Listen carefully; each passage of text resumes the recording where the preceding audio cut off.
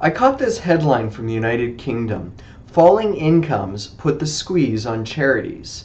We live in a global economy and generally are not immune to economic forces that affect other countries.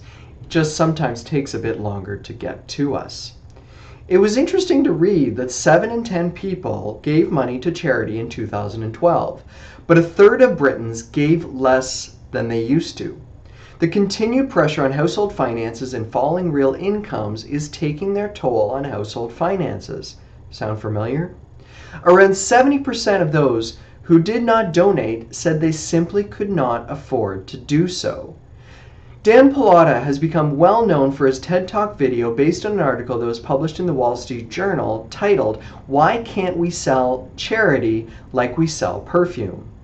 He makes a compelling point when he asks, what if we let philanthropies operate like businesses?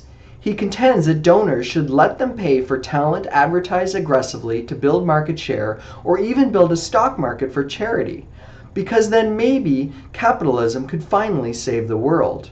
Pallotta endorses paying the passionate people who feed the hungry, clothe the naked, and take care of the widows and orphans, but does not extend the same reasoning to pay middle organizations like the United Way.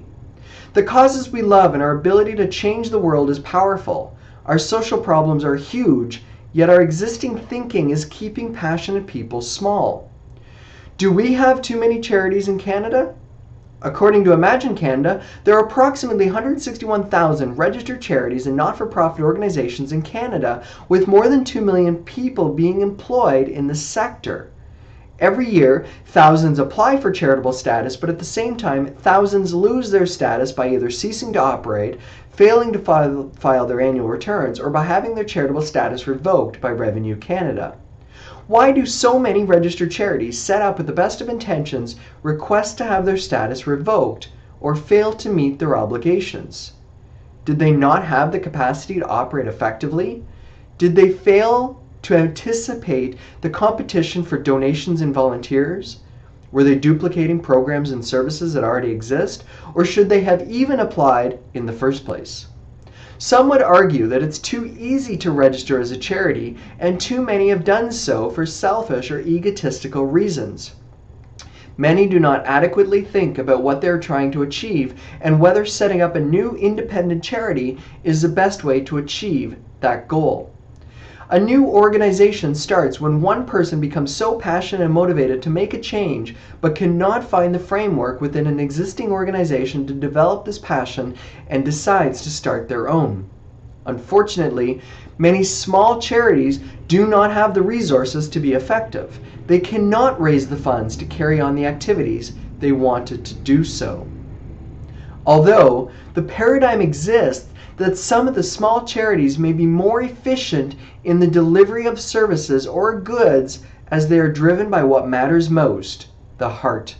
Many charities often give up in frustration, not realizing that running a small charity can be a lot more complicated than running a small business.